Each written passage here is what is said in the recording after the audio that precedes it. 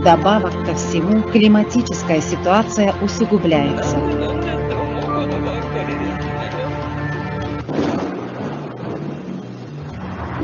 В ближайшие годы нас ждут разрушения, которых еще не было за последние 24 тысячи лет. И ни одна страна отдельно от других не сможет преодолеть надвигающиеся катастрофы. Но мы еще сможем выжить, если успеем объединить наши усилия всем миром вместе.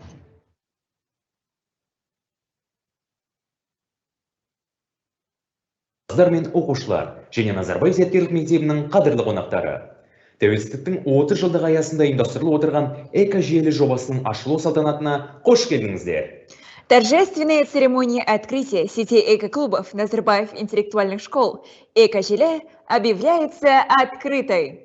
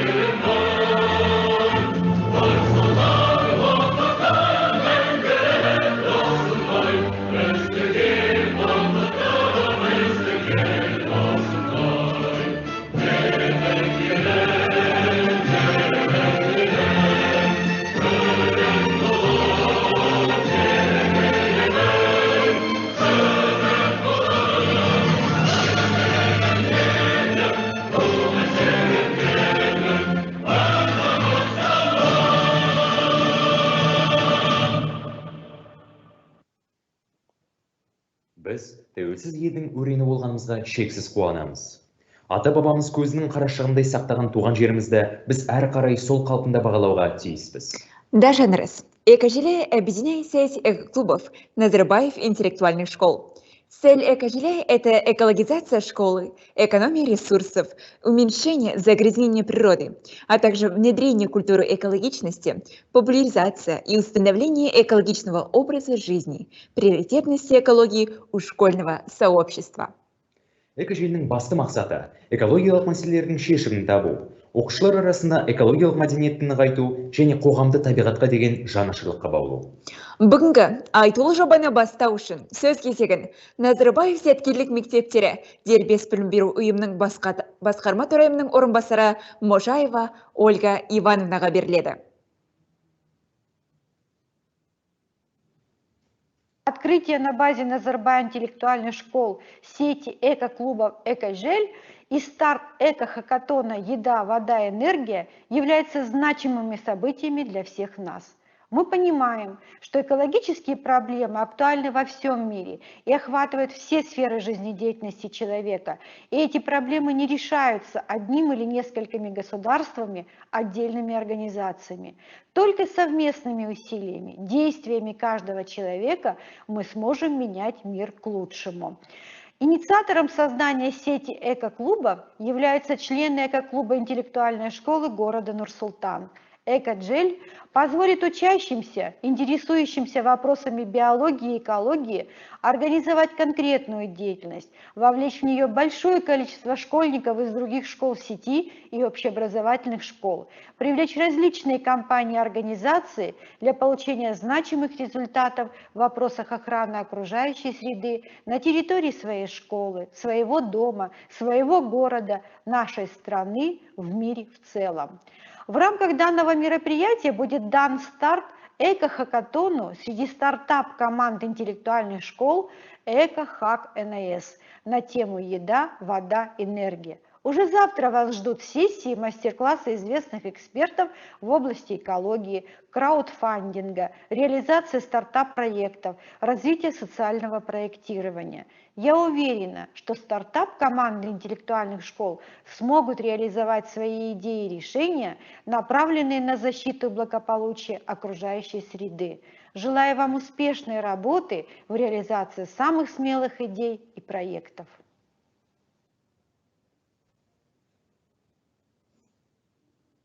Открытие сети эко-клубов – это важное событие для развития экологического движения среди Назарбаев интеллектуальных школ всего Казахстана.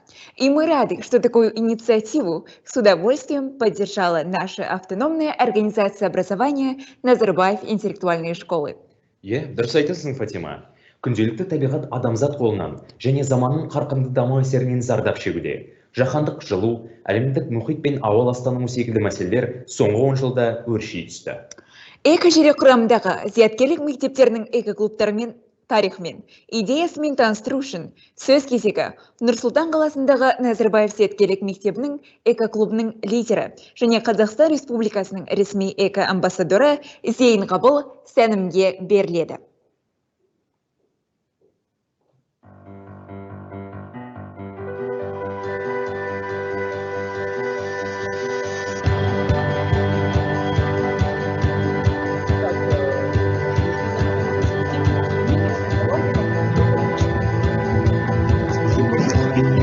Только начало. У нас еще большой.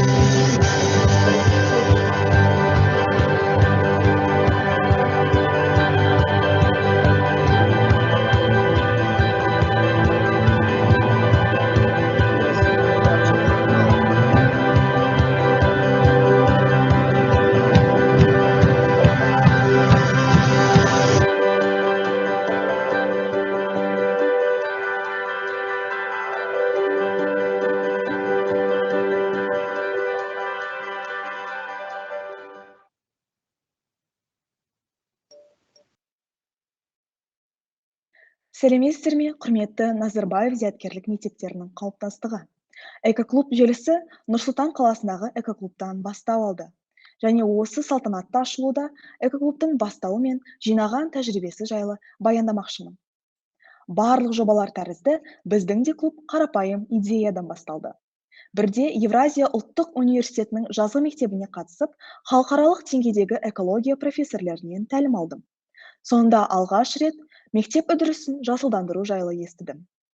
Алайда тұлғаның қалыптасуы мектеп қабырғаларынан басталады ғой.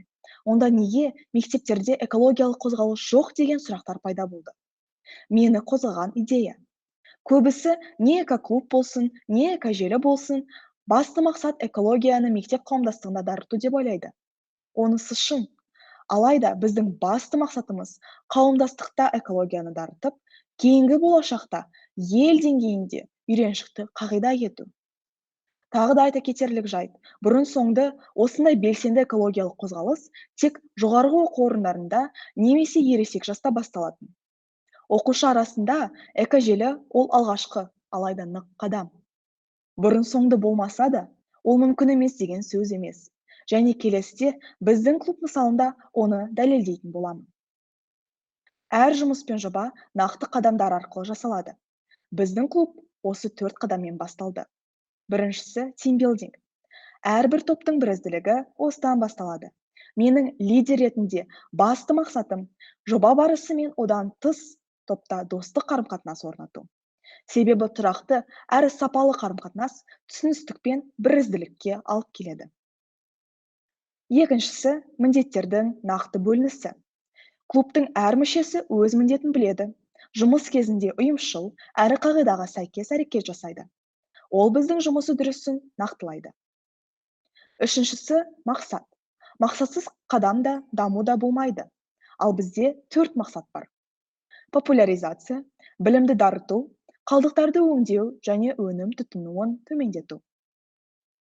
Төртіншісі тұрақтылық.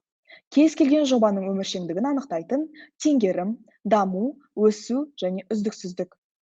Осылардың біздің тұрақтылыққа жетудің құпиясы.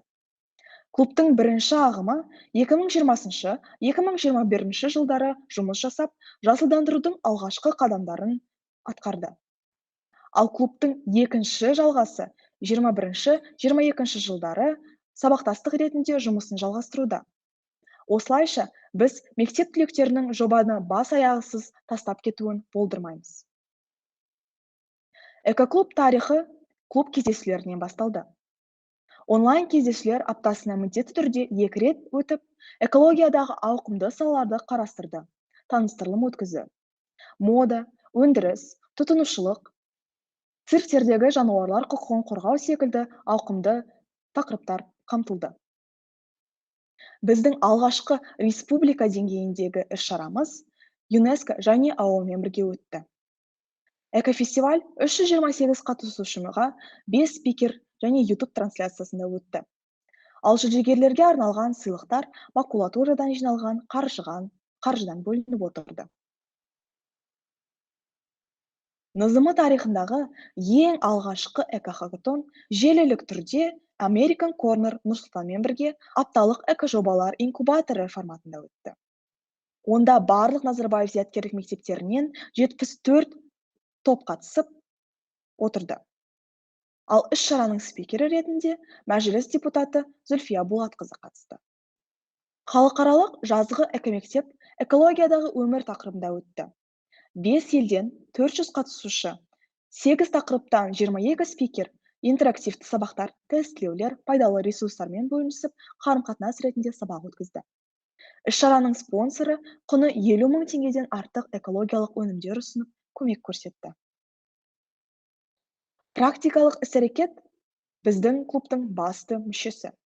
Мектеп қабырғаларында макулатураны өңдеу біздің елді және жерімізді жасылдандырудың бірегей жолдары. Бұл түгелдей мектеп қауымдастығының қатысуымен мүмкін шара. Себебі ол тек бір адамның емес, толықтай қоғамның жауапкершілігі. Мұғалімдер мен оқушылар тұрақты түрде ерікті ретінде уақытын бөліп, жерімізді сақтап қалуда өзінің орын алмассыз үлесін қосады. Нәтижелер бойынша 19 жылдың қыркүйек айында 375 кг, желтоқсан айында 440 кг, ал 21 жылдың наурыз айында 290, желтоқсан айында 163 кг. Нәтижесінде 1000 килограммнан астам макулатура жиналды.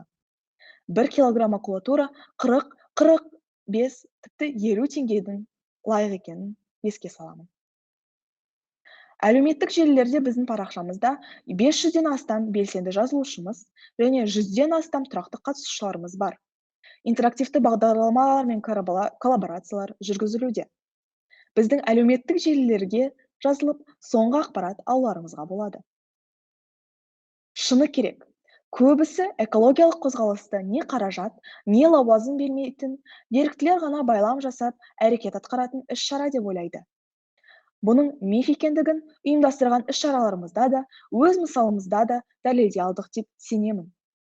Өз мысалымда жыл бойғы жасылдандыру саласындағы еңбегімнің арқасында Қазақстан Республикасының ресми эко-амбассадоры атандым. Бірақ біздің ең үлкен жетістігіміз, ол алға қойған мақсатымызға нық қадам басып, Назарбаев зияткерлік мектептерінің арасында экожелінің негізін қалау. Әрине, бұл бір күнде орындала қалған жоқ. Маңдай термен келген ауқымды жол болды. Және біздің бастамамыз еліміздегі ахуалдың дамуында жас ұрпақ тарапынан алғашқы әрі нық қадам деп сенемін. Біз бірміз. Себебі экожелінің басты мақсаты байланыс, тәжірибе және іс-шараларды бірлесіп ұйымдастыру. Экоклубтың жұмысын үйлестіру, жүйелеу және тиімділігін арттыру. Жеріміз бір, еліміз бір және болашағымыз бір болып, жарқын әрі таза келешекке жас өскіннен тараған жапырақ секілді қадам жасап, бірге өсейік.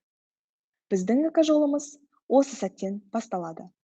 Назарларыңызға рахмет.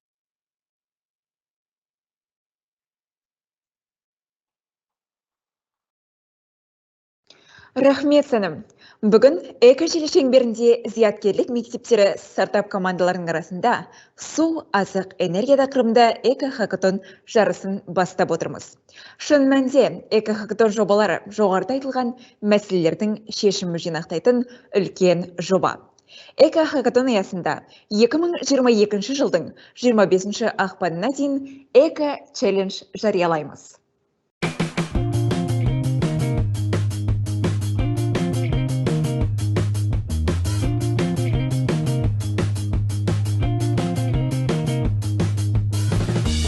Наш клуб создал инсталляцию в виде большой волны в Канагаве, поднимая при этом проблему загрязнения Мирового океана.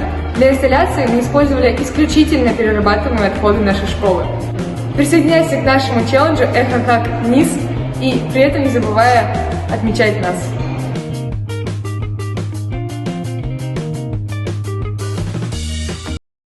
Дорогие друзья, мы приглашаем вас принять активное участие в нашем эко-челлендже с хэштегом #EcoHackNIS на вашей инстаграм-странице. Все промо-ролики будут публиковаться на официальной странице эко-клуба Назарбаев интеллектуальной школы города Нур-Султан. Біріккен ұлттар ұйымының тұрақты даму мақсаттары біздің назарымызда. Және бүгінгі эко-бастамалар сол мақсаттардың негізі. Олай болса, мерекелік шарамызды одан әрі жалғастыру үшін Нұр-Сұлтан қаласы Назарбаев зияткерлік мектебінің жас домбырашыларына кезекті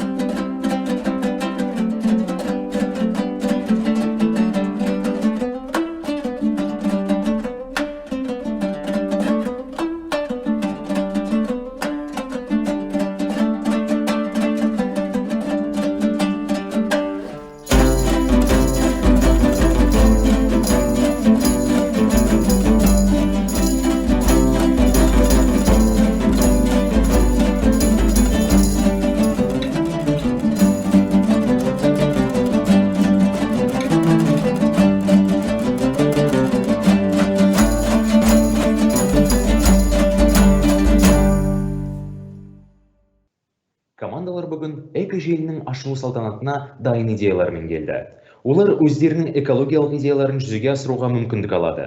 Эко-хакатон шарты бойынша бір команда бір ғана жобаны ұсынуға құқылы.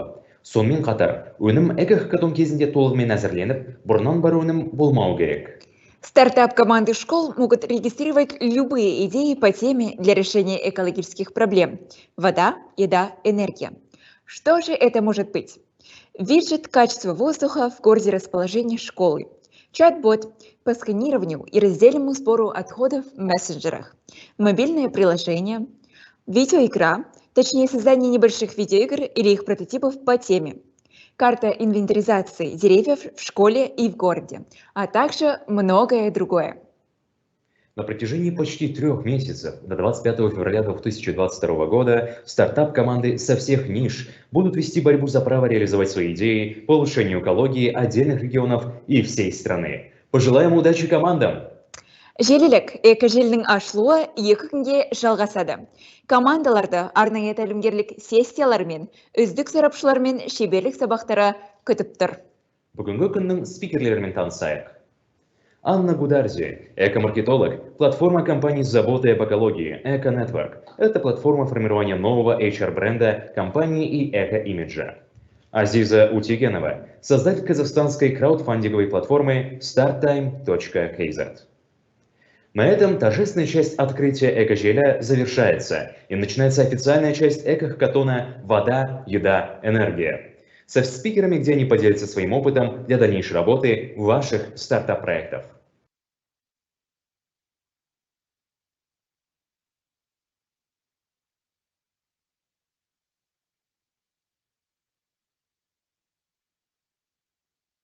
Презентациям наших спикеров. У вас наверняка имеются вопросы касательно хакатона. Что же это за конкурс и какую пользу он может принести? Шенрис, какие ассоциации у тебя появляются при слове «хакатон»? Буду честен, я не так часто слышу это слово, но, как по мне, хакатон символизирует сплоченность и быстроту принятия решений. Ты не так уж и далек от истины. Согласно положению, эко-хакатон – это решение актуальных эко-проблем в перспективе воплощения проекта в жизнь. С целью за короткий срок найти практичное и потенциальное решение актуальной эко-проблемы. Желілік, су, азық, энергия эко-хакатона 4 негізгі бөлінен тұрады. Айталық, зерттеу, өңдеу, жөндеу және зерттеудің қорытындысы. Айта кету керек, эко-хакатон алдағы уақытта дәстүрлі түрде жыл сайын өткізу жоспарлануда. Енді біздің аудитория эко-хакатонның негізгі ойы мен анықтамасын білгендіктен, келесі видеоға көшуге мүмкіндігіміз бар. Құрметті достар, Ақтау қаласы химия-биология бағытындағы Назарбаев зияткерлік мектебінің видеосюжетін қабыл алыңыздар.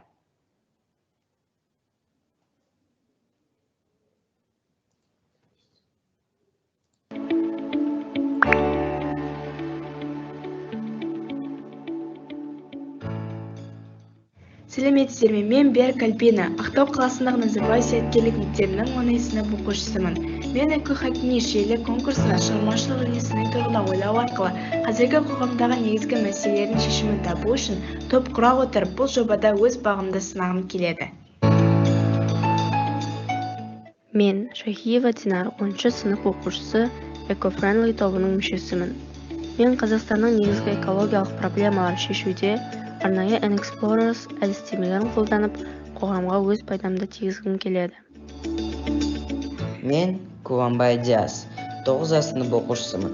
Менің ойымша, азық-түлікке қатысты ең өзекті мәселелердің бірі тамақ қалдықтардың басқару жүйесінің жетілмегендігі және болмауы.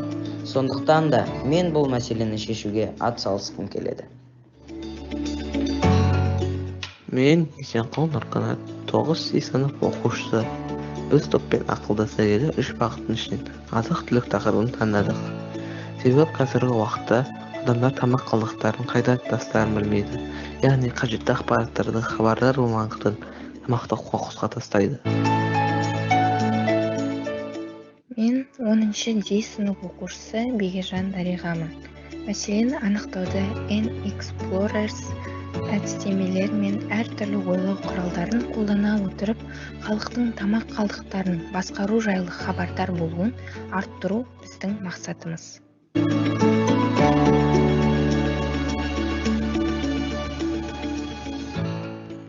Жыл сайын орташа есеппен әрбір адам қоқысқа шамамен 250 килограмм тұрмыстық қалдықтарды тастайды.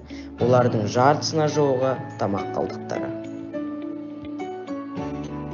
Зерттеулерге сәйкес, ақш тұрғындары 2007 жылдан 2014 жылға дейін күніне орта есеппен 422 грамм тамақ лақтырды, яғни жылына 150 килограммнан асады. Жалпы адамдар тамақтың жартысын қоқысқа тастайды. Бұл жылына $160 миллиард құрайды. Азық-түлік қалдықтарының немесе ысыраптардың себептері көп және өндіріс, өңдеу, бөлшек сауда және тұтыну кезеңдерінде пайда болады. Ғаламдық азық-түлік қалдықтарының шығындары барлық азық-түліктің 1/3 бөлігін құрайды. Табысы төмен елдерде шығындардың көп бөлігі өндіріс кезінде пайда болады, ал дамыған елдерде тамақтың шығыны жылына шамамен 100 килограммды құрайды және бұл тұтыну кезінде ысырапқа ұшырайды. Сондықтан біз топ болып осы мәселені ары қарай тереңірек зерттеп, оның шешу жолдарын ұсынуды жөн көрдік.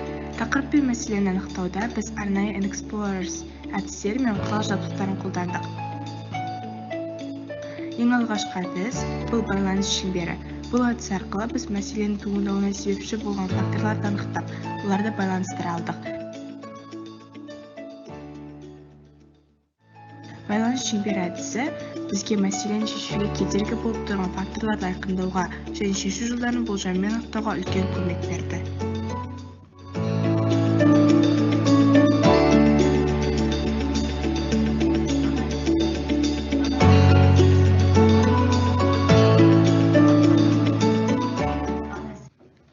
Байланыс шеңберін қолдану арқылы тақырыптың қаншалықты өзекті екенін білу үшін біз себеп салдарын топпен бірге ақылдаса отырып анықтауға тырысқан болатынбыз.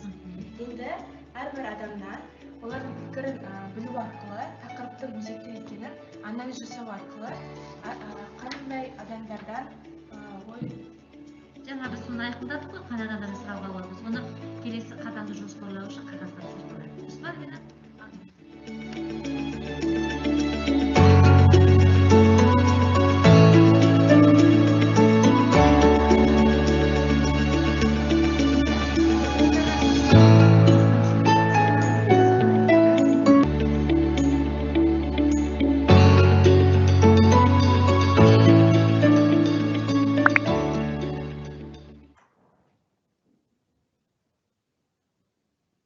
Спасибо за занимательное видео. Наши спикеры уже на старте. Анна Гударзи, слово предоставляется вам. Уважаемые слушатели, у вас есть уникальная возможность в чате прописать свои вопросы и задать спикеру.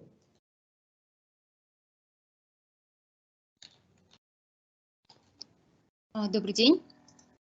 Видно ли экран? Да, еще раз добрый день. Меня зовут Анна, я являюсь сотрудником компании EcoNetwork. Мы занимаемся внедрением экостандартов в бизнес-процессы компании. Также ведем проект «Зеленая школа» в 7 городах Казахстана. Сегодня мы поговорим о следующем. Мы кратко посмотрим о том, что такое устойчивое развитие, почему оно является очень важным.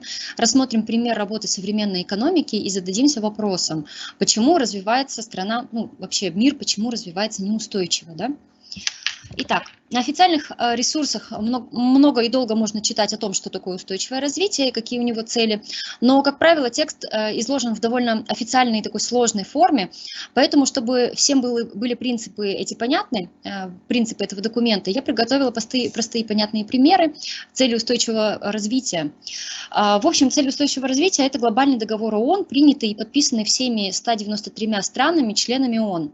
Это список целей, это такой план по мировому развитию, план на будущее, который был принят единогласно. Он направлен на удовлетворение потребностей населения, как развитых, так и развивающихся стран. Теперь обсудим немножечко детальнее. Но, во-первых, устойчивое развитие касается не только экологии, как многие думают. Только 7 из 17 целей можно отнести к вопросам экологии. Цели разделены на 3 типа. Это социальные, экономические и экологические. И в первую очередь цели направлены на человека, на социальное развитие, которое подкреплено экономическим и экологическим развитием. Человек стоит в центре этой концепции, и большой акцент делают на равенстве. Не только на равенстве на данный момент, половом или расовом, но и на равенстве в будущем, то есть равенстве между поколениями. Это устойчивое развитие. То есть устойчивое развитие – это развитие, при котором удовлетворение потребностей нынешних поколений осуществляется без ущерба для возможности будущих поколений удовлетворять свои потребности. То есть ключевая идея устойчивого развития – это рассмотрение его как баланса между поколениями. Так что такое баланс между поколениями? Простым языком говоря, это жить и работать сейчас так, чтобы не лишать возможности полноценной жизни будущие поколения. В классическом определении баланс между поколениями можно рассматривать как баланс потребностей.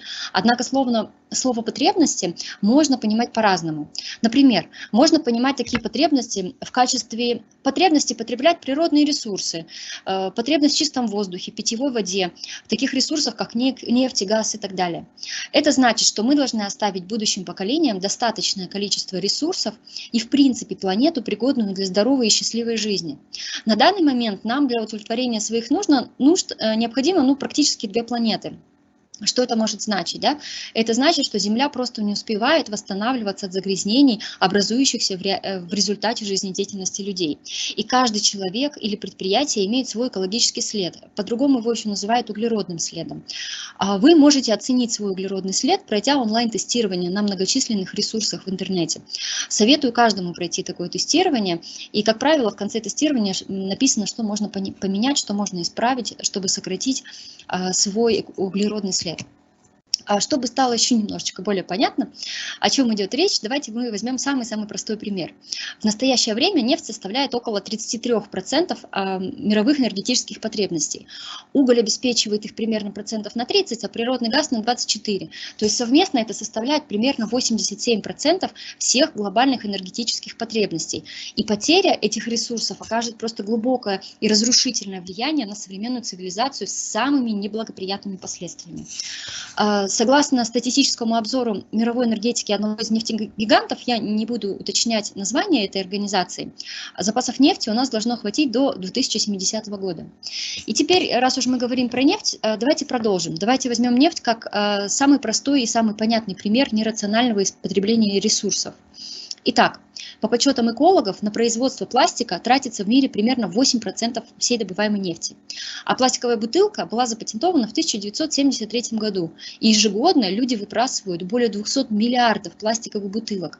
Распадается такая бутылка 450 лет и более. Подчеркну, она именно распадается, не разлагается. А это значит, что ни одна из произведенных бутылок еще не разрушилась до микропластика, что является на самом деле еще одной глобальной проблемой. И на эту тему мы можем отдельно поговорить, если кому-то интересно. У меня есть отдельная хорошая тема именно про пластик. Так вот, с 50-х годов в мире было произведено свыше 8 миллиардов тонн пластика. И при этом переработке подвергается лишь 9%. 12% уничтожается, попросту сжигается. А остальные 79% накапливаются на свалках и в окружающей среде. Тем самым мы можем утверждать, что природные ресурсы используются неразумно. И при этом, например, нет стремления избавления полного избавления от пластика на рынке. Есть области, в которых пластмассы просто незаменимы. Но нам нужно пересмотреть наше отношение к использованию пластика там, где в нем нет острой необходимости. Но так как времени у нас немного, на этом моменте я закончу говорить про устойчивое развитие. Я могу отправить вам очень интересные ролики по устойчивому развитию, где очень понятно и просто все написано. А также есть очень классный сайт openshkola.org.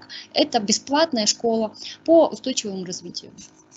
Так вот, для живущих своей повседневной жизнью людей обычно незаметно, что есть вообще какие-то проблемы с экологией. У нас есть еда, вода, жилье.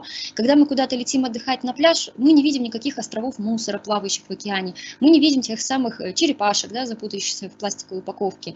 Все выглядит очень красивым и прекрасным. Так почему же, на ваш взгляд, люди все чаще говорят о проблемах экологии? Правдива ли вся та статистика страшная, о которой я говорю, или страшные новости, или фотографии? В чем, собственно, проблема? Ответьте на вопрос, может ли кто-нибудь привести пример из вашей жизни, которые вам ясно дали понять, что дело пахнет экологическим кризисом или будущей катастрофой? Ответьте на этот вопрос сами для себя. Давайте, наверное, еще один вопрос себе зададим. Задумывались ли вы, откуда берутся все те вещи, которые вы покупаете, и куда они потом деваются? Согласно изученной мной информации, схема выглядит так. Добыча, производство, распределение, потребление и утилизация. Выглядит вполне логично, так? Но что-то тут не хватает. Более того, я вам скажу, что эта система, она находится в кризисе. И причина, по которой эта система находится в кризисе, заключается в том, что эта система линейная, а мы живем на планете с ограниченным количеством ресурсов. И вы не можете бесконечно управлять линейной системой на планете с конечными ресурсами. Более того, на каждом этапе эта система должна взаимодействовать с реальным миром и реальной жизнью. То есть каждый день эта система взаимодействует с разной средой, с экономикой разных стран, культур, с разным обществом. И на протяжении всего этого пути в конечном итоге упирается в ограничения. Поэтому ту картинку, которую вы видите, нельзя считать законченной. И давайте пройдемся по пунктам, посмотрим, что мы тут упустили. Самое важное, что не хватает на этом рисунке, это, конечно же, люди. Люди живут и работают на каждом этапе этой системы. Некоторые люди в этой системе немножечко больше важны, чем другие. Есть люди, которые важны немножко меньше. Но для начала надо сказать, что, во-первых, это люди из правительства. Да? И в общем понимании правительство должно защищать людей, работу для людей. И задача правительства обеспечивать жителям страны максимально комфортные, безопасные условия для жизни. Следующие очень важные люди в этой системе – это корпорации, то есть люди, которые управляют этими корпорациями. И они, как правило, гораздо крупнее правительства, у них больше влияния, у них больше денег и так далее. И в доказательство моих слов вы можете посмотреть статистику самых крупных экономик в мире. И из 100 таких крупных экономик 51 это будут корпорации. С ростом влияния корпораций правительство, к сожалению, все больше учитывает их интересы таких крупных корпораций, нежели простого населения. Давайте теперь поговорим о первом пункте. Это добыча. Но вообще для экологов это такое очень красивое слово, описывающее безлимитную эксплуатацию природных ресурсов. Как это выглядит? Мы вырубаем деревья, мы разрушаем горы для добычи металлов, мы используем воду, и тем самым мы ее загрязняем, и мы убиваем животных для еды и для модной одежды. Вот примерно так мы приближаемся к нашему первому пределу, когда у нас заканчиваются ресурсы. Данные по скорости истребления ресурсов просто ужасающие. Например, мы вырубаем 2000 деревьев в минуту. По масштабам это примерно как 6 футбольных полей за минуту. Зачем мы используем ресурсы в таком огромном количестве? На самом деле ответ простой, мы просто используем слишком много вещей. Именно из истощения ресурсов более богатые страны строят заводы и фабрики в странах третьего мира. По негласному мнению, люди, на территории чьих стран были построены такие предприятия, не владеют природными богатствами, даже с учетом того, что они проживали на этой территории целыми поколениями. Так как они не владеют предприятиями и, возможно, не могут себе позволить купить множество вещей, и по современной оценке ценностей, если ты не владеешь большим количеством вещей, то твоя значимость снижается, и ты не можешь претендовать на какие-либо ресурсы. Так, прошу прощения, я паузу сделаю, что-то у меня...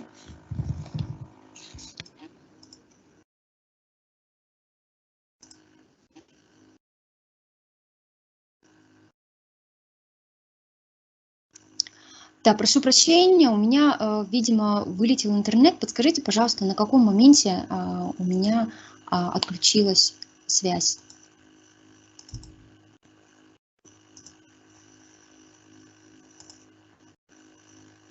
Если здесь модератор, подскажите, пожалуйста, на каком моменте отключилась связь?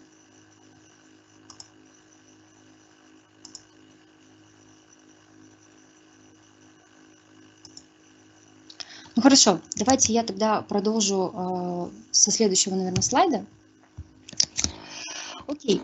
Далее, что случается с этими ресурсами?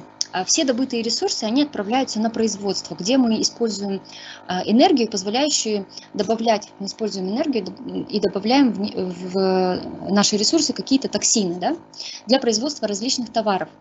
На данный момент используется более 100 тысяч различных токсинов в производстве товаров, и многие из них не проходят тестирование, при этом не имеют ограничений в использовании. Более того, нет исследования, как эта токсичная продукция взаимодействует с различной химией, которую мы используем в быту. Поэтому у нас нет точных данных, какой результат мы получаем в итоге эксплуатации различных товаров, и как это действует на нас и на окружающую среду. Единственное, что можно абсолютно точно утверждать, что если мы добавляем на входе какой-то токсин, то на выходе мы получаем товары с токсинами. И я приведу пример. Один из самых популярных токсинов, на английском сокращение SBRFs, или по-русски это сложное название бромированный антипирен. Используются они на протяжении нескольких десятилетий в потребительских товарах из пластика, пенопласта, дерева и текстиля. Они замедляют горение и делают использование всех вышеперечисленных материалов более безопасными в плане возгорания. Такие токсины используют даже для обработки матрасов и подушек. То есть миллионы людей спят на подушках, которые пропитаны вот этим токсином. И в итоге это поражает нервную систему, то есть наш мозг. Конечно, именно люди, которые работают на подобных предприятиях, получают наибольший вред своему здоровью. Но кто будет работать в подобных условиях, зная все последствия для своего здоровья? Конечно же, это самые незащищенные слои населения. Просто таким людям обычно просто некуда пойти, негде больше заработать денег на проживание. Поэтому строительство подобного рода предприятия и открывается в самых бедных и неблагополучных странах. Поэтому на этапе линейной системы мы видим, что расходуются не только ресурсы, но и люди. Люди – это тоже ресурс, которым часто пользуются бездумно и без необходимой заботы. Еще больше токсинов попадает от такого производства в окружающую среду, вызывая стойкое химическое загрязнение почвы и воздуха. И даже несмотря на все установленные фильтры, системы очистки, все равно не может из такого завода выходить чистая водичка и насыщенный кислородом воздух. Ну, это физика 10 класса, закон сохранения материи. Сколько массы материала внесено, столько на выходе получается. В любом случае вот эти вот фильтры потом куда-то и как-то нужно утилизировать. Дальше мы переходим к распределению, суть которого состоит в скорейшей продаже всех товаров и получении прибыли. Но иногда ты просто удивляешься, как те или иные товары могут стоить так дешево. Например, какая-нибудь мелкая электроника. К примеру, вы купили какую-то дешевую мышку, которая стоит там 1500 тенге, 1000 тенге, но в нее же вложены ресурсы, энергия, работа множества людей. И эти там 1000 тенге не покроют даже стоимость арендной полки в магазине. Но на самом деле здесь работает система перекладывания расходов. То есть если посмотреть по вот схеме предыдущей, то можно понять, что кто-то заплатил потери ресурсов, их изъяли по цене ниже рыночной, например, или далее работники заплатили своим здоровьем низкими зарплатами на производство или отсутствием мест страховки. Далее работник магазина заплатил своим временем, ну или ненормированным графиком. Обычно у продавцов магазина очень ненормированный график, очень низкая зарплата. Вот. И все это для того, чтобы я могла пойти в магазин и купить дешевую мышку за 1000 тенге, которая проработает у меня немножко меньше года, и я ее потом просто выкину. Каждый раз, когда вы идете в магазин и покупаете какой-либо товар, вы должны помнить, что не более 1% от стоимости товара идет тому человеку, который изготавливал этот товар.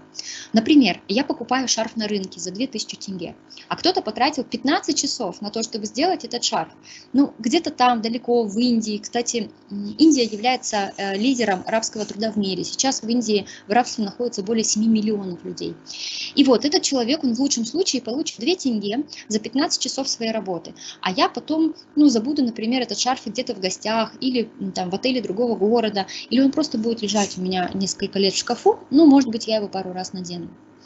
Мы стали поколением, главной целью которого стало потребление. Все больше и больше нам нужно потреблять, все больше и больше. И мы уже не в первую очередь врачи, учителя, родители, студенты. В первую очередь мы потребители. И мы приносим из магазина огромное количество вещей. А вы знали, что 90% всех вещей, которые вы покупаете в магазине, через год уже оказывается на свалке? То есть 90% вещей, ради которых добываются ресурсы, губится здоровье людей, загрязняется окружающая среда, в итоге максимум через год, а то и раньше, мы же каждый день мусор выбрасываем на свалку. В общем, все эти товары попадают на свалку. Но как так получается, что мы превратились в завод по переработке ценных ресурсов в мусор? Дело в том, что продукция в основном производится такого качества, что вам нужно ее часто обновлять, чтобы она поскорее сломалась, износилась, истрепалась, и можно ее скорее выкинуть и купить новую. Это можно спокойно представить, если вы покупаете, например, кофе в одноразовом стаканчике или берете трубочку в кафе для своего напитка. Но также различные многоразовые товары стали производиться худшего качества. Для примера давайте возьмем бытовые товары. Скажем, швабры и ведра, да? Для уборки. У многих из нас до сих пор валяется старая деревянная швабра и металлическое ведро, еще со времен молодости нашей бабушки. Они служат нам десятилетиями. Но современный товар сложно найти такого качества. Он прослужит от силы лет 5.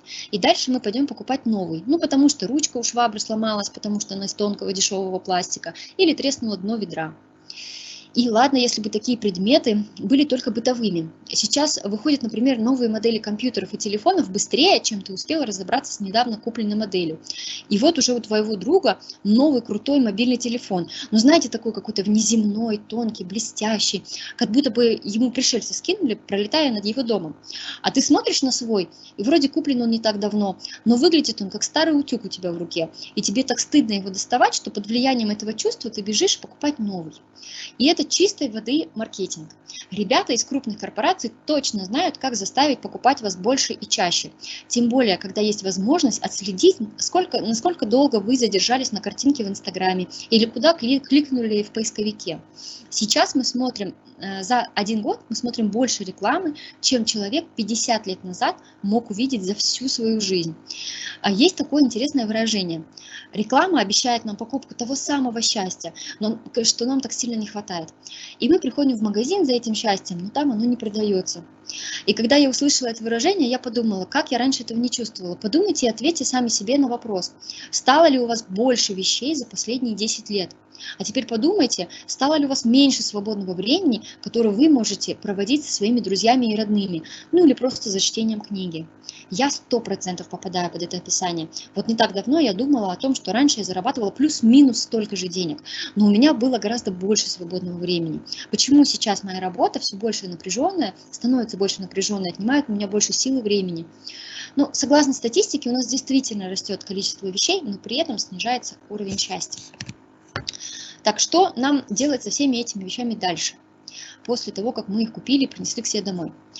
Даже если за последние годы вы смогли купить себе жилье побольше, все равно невозможно уместить такое огромное количество вещей у себя в доме. Как я говорила ранее, почти все, что вы покупаете, очень быстро оказывается на свалке. И при этом, если говорить о Казахстане, то примерно 95% всего, что вы выкинули, попадает на свалку. Ну, то есть просто будет где-то лежать на открытом воздухе в окружающей среде. Представьте себе такие холмы с мусором, издающие прекрасный аромат, выделяющие химическую жидкость под названием свалочный фильтрат, которая отравляет почву и воду. Ну и воздух, соответственно, потому что есть такое явление, как самовозгорание свалки. А свалки очень часто самовозгораются из-за слоев метана, который скапливается в толще свалки. По этой причине в Казахстане запрещено выбрасывать органические отходы, но, к сожалению, нет регулятора, который бы контролировал весь этот процесс. То есть фактически нет человека, который проверяет, а что у меня там в пакете с мусором. А сознательность населения я бы сильно не рассчитывала, особенно в условиях очень низкой информированности в таких вопросах. Вам сильно повезло, если в вашем городе нет мусоросжигающего завода. Во многих городах по миру такие заводы есть. В таком случае отравление окружающей среды происходит еще быстрее и более драматично. Кстати, в Казахстане сейчас пытаются построить такой один завод, в то время как в развитых странах от них отказываются из-за доказанного вреда. И есть онлайн-петиция против строительства. Вы можете найти ее в интернете и подписать. Так вот, при горении те самые токсины, которые были добавлены при производстве в продукцию, будут превращаться в так называемые супертоксины. Например, самый сильный токсин и самый страшный канцероген, который когда-либо придумал человек, это диоксин. Он, кстати, образуется при горении пластика, также в том числе. Поэтому ни в коем случае нельзя сжигать отходы. А что же тогда нам делать? Поможет ли нам сортировка отходов? Да, сортировка поможет, она уменьшит количество выбрасываемых отходов и снизит нагрузку на первый этап, на добычу. Так как сортированные отходы, они будут возвращаться в цикл производства, и нам не надо повторно их добывать. Поэтому всем нам нужно сортировать отходы и сдавать их на вторичную переработку.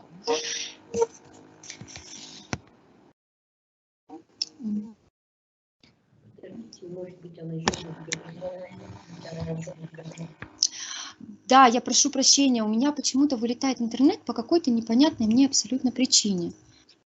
И если бы вы мне подсказали, на каком моменте я вылетела, это было бы очень здорово.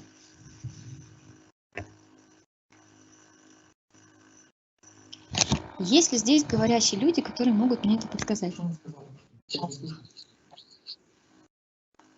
Она еще не закончила. Пусть дальше продолжает. Да, мне бы хотелось бы понять, на каком месте я закончила. Можете? Уважаемый спикер, вы можете продолжать свое выступление. Хорошо, спасибо. Так вот, давайте я все-таки вернусь к моменту, что можем ли мы спасти ситуацию с сортировкой отходов. Возможно, где-то вот на этом месте я вылетела. Я хотела сказать, что сортировка, она поможет. Она снизит нагрузку на первый этап на добычу, так как сортированные отходы возвращаются в цикл производства. И нам не нужно заново добычей заниматься. Да? Поэтому всем, абсолютно всем нам нужно сортировать отходы и сдавать их на переработку. Но если в развитых странах люди платят за то, чтобы у них вывезли сортированные отходы, то в странах СНГ, в том числе в Казахстане, вам будут платить за то, что вы привезли сортированные отходы. Немного, но кто-то на этом даже строит свой бизнес.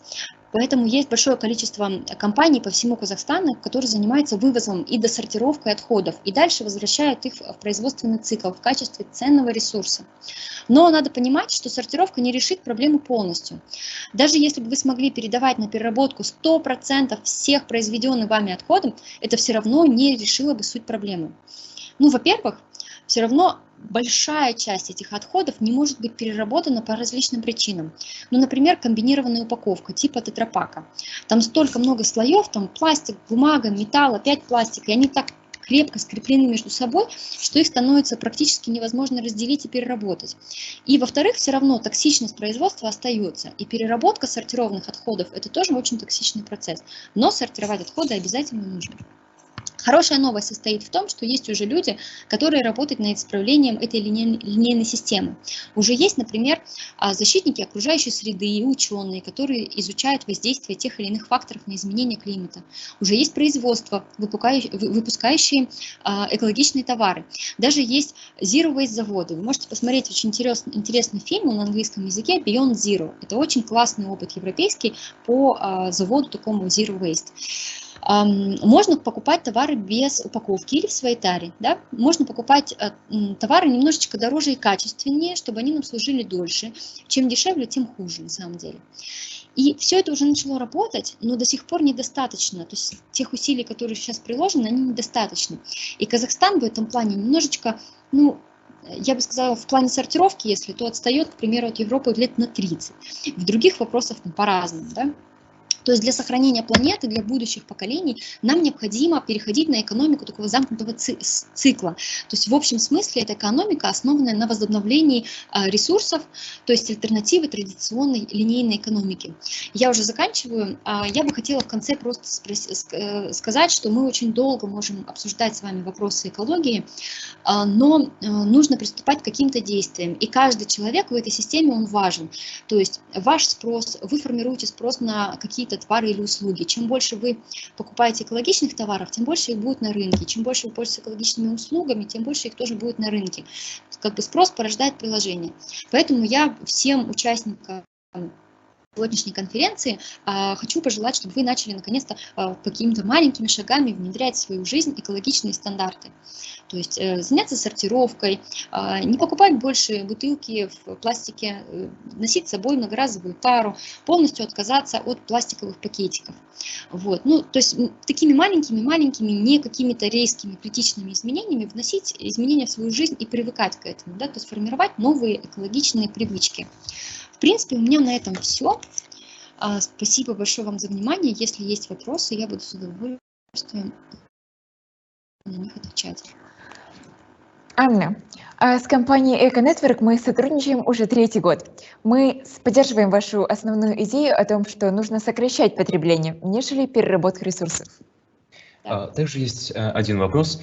Не кажется ли вам то, что при переходе почти всего мира на дистанционные форматы, когда огромное количество людей сидит дома и потребляет очень много электроэнергии и, соответственно, расходует интернет, как будет ли последствия от этого хуже, нежели если бы люди, как и раньше, ездили на работу, используя транспорт? Ну, здесь двоякая ситуация, то есть есть огромный минус в использовании транспорта и поездках на работе, то здесь нужно взвешивать плюсы и минусы. В экологии нет ничего абсолютного, то есть даже яблоко, выращенное у вас на даче без там пестицидов, всяких химических удобрений, относительно экологично. Да? Ну, то есть это все очень относительные вещи, нужно смотреть полностью процесс, да? То есть производство, использование, утилизация, всю эту цепочку смотреть. По поводу дистанционной работы, плюсы дистанционной работы состоит в том, что вы не ездите на общественном транспорте так часто, соответственно, ваш углеродный след становится меньше. Минусы, вот как раз-таки вот в электроэнергии можно, да, то есть если, например, раньше я включала лампочку и в помещении сидело несколько человек, то сейчас лампочки включаются во многих квартирах, потому что люди сидят в разных комнатах, в разных регионах как бы города, в районах города. Вот, поэтому здесь этот вопрос достаточно такой как сказать, с изюминкой, потому что здесь нужно смотреть, ну, как бы глобально, посмотреть, на каких этапах вы экономите ресурсы, а на каких, наоборот, тратите больше. Она отвечает на вопрос. Да, я уже закончила.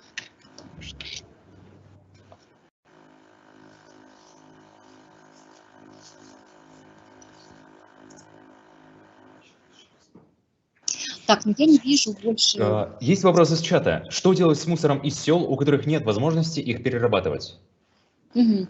Да, вы можете проявить экоактивность, устроить такой пункт приема у себя в доме, особенно если вы живете в частном доме, это вообще очень удобно будет сделать и очень легко. Вот. И потом найти ближайший крупный населенный пункт, куда можно эти отходы вывозить. И раз в какой-то определенный промежуток времени скооперироваться с каким-нибудь соседом, у кого есть хорошая удобная машина, и довозить эти отходы до пункта приема. Как я говорила ранее, в пунктах приема отхода вам за это платят. Соответственно, ваша работа не будет чистым волонтерством. Вы, если будете за это получать какую-то денежку, скорее всего, будете покрывать расходы на транспорт, ну, то есть на бензин и так далее.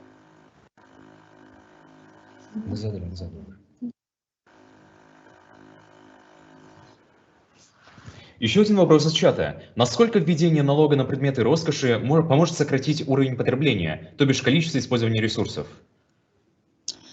Я не думаю, что это поможет, потому что люди, которые могут позволить себе купить дорогие вещи, они будут всегда иметь такую возможность покупать дорогие вещи. Здесь скорее речь идет о том, чтобы сократить вещи одноразовые, вещи дешевые. Или, например, контроль, то есть должен быть какой-то государственный регулятор по качеству вещей, которые ввозятся в Казахстан. То есть, например, сейчас есть большая проблема в пластике, который используют для еды. У нас, к сожалению, ну, как бы есть два типа пластика, пищевой и не пищевой. Пищевой единственный, это маркировка 5, но, к сожалению, у нас очень часто продукцию упаковывают в 6-ю маркировку.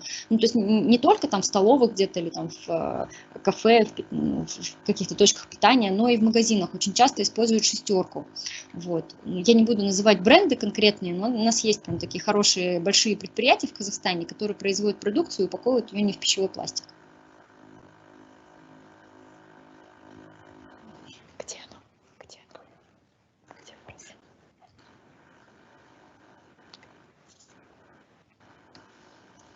Есть ли еще вопросы? Спасибо за ответ. А также у нас есть вопрос в чате. Как изменить отношение людей к потреблению в современном обществе? Слушайте, ну если бы я, наверное, знала ответ на этот вопрос, я бы уже была миллионером. Ну, что нужно делать? В первую очередь, чего не хватает, на мой взгляд, в Казахстане, не хватает информированности. То есть, ну, все прекрасно знают, что есть, например, проблема с финансовой грамотностью в Казахстане, да, то есть мы не особо знаем, куда свои деньги вкладывать. Но как минимум нам как-то хотя бы в университетах на определенных специальностях эту тему поднимают. К сожалению, так глобально во всех школах государственных, частных нету какого-то урока по экологии, по основам экологии. То есть, по идее, все, что я вам сейчас рассказала, в развитых странах преподаются где-то, не знаю, может быть, в классе в 4-м, в 5-м. Вот. А здесь, в Казахстане, мы лекции, конференции проводим на эти темы. То есть, на мой взгляд, не хватает информированности. То есть людей осознанных, в принципе, не так мало в Казахстане, в принципе, ну вообще в мире. Довольно много людей, которых этот вопрос затронул бы, если бы они вообще пытались на него хоть раз ответить. То есть если бы они как-то задумывались об этом, для того, чтобы не задумались, нужны какие-то, не знаю, обучение, рекламные кампании, еще что-то, постоянная популяризация, контроль со стороны государства, выстраивание инфраструктуры, да, удобной, потому что сейчас, чтобы, например, те же отходы сдать, нужно ехать в пункт приема. Очень мало где есть возможность, там, не знаю, заказать экотакси на вывоз. Есть там в паре крупных городов и только. Хорошо, благодарим за ответ. Теперь еще один вопрос. Есть ли материал, который является альтернативой пластику? Спрашивают наши слушатели. Да, здесь нужно, как я говорила ранее, нужно просто подвергать все критическому анализу. То есть, например, недавно я являюсь экотрекером в одной из бизнес-лабораторий, и недавно пришел проект по созданию одежды из пластиковых бутылок, например. И все там аплодировали: ура, какая классная идея, у нас же столько бутылок валяется, давайте мы из них будем делать одежду. Ну, как бы пластиковая одежда, она не является такой какой-то новинкой. Ну, может быть, для кого-то является, на самом деле она давно существует и давно делают одежду из пластика. Это все вот эти полипропилены, там синтетические ткани и так далее. Это все давно существует. У всех есть уже флисовые костюмчики зимние, теплые. Вот, так вот, здесь нужно смотреть на этот вопрос с точки зрения, а надо или не надо. То есть мы не можем от пластика отказаться абсолютно полностью. Это невозможно. Пластик нам нужен. Это очень классный, крепкий, замечательный, потрясающий, недорогой материал. И как бы используется небольшое количество ресурсов для того, чтобы что-то сделать из пластика, нежели, например, чем из бумаги. Кстати, погуглите, посмотрите, насколько пластиковый пакет на самом деле более экологичный, чем бумажный или биоразлагаемый. Это правда, пластиковый пакет в этом плане экологичнее. Вот, так вот, мы должны ответить себе на вопрос, надо, чтобы это было сделано из пластика или не надо. То есть, к примеру, шприцы мы можем сделать не из пластика. Ну да, шприцы когда-то были там стеклянные, например, стеклянные с металлическими частями какими-то, но это не очень хорошо для здоровья, да, то есть когда мы перешли на пластиковые шприцы, это нам позволило сократить количество смертей. То есть шприцы мы оставляем в покое, мы делаем их из пластика. Окей, одежду. Ну, вот как вот этот пример, футболки, могут быть из пластика, они должны быть из пластика или есть какая-то экологичная альтернатива?